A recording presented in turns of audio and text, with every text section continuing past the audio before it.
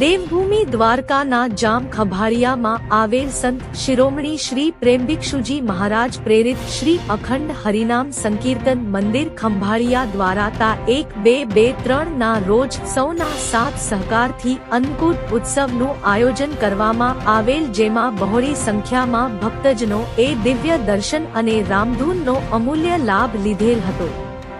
Reporter Sahil Raichura.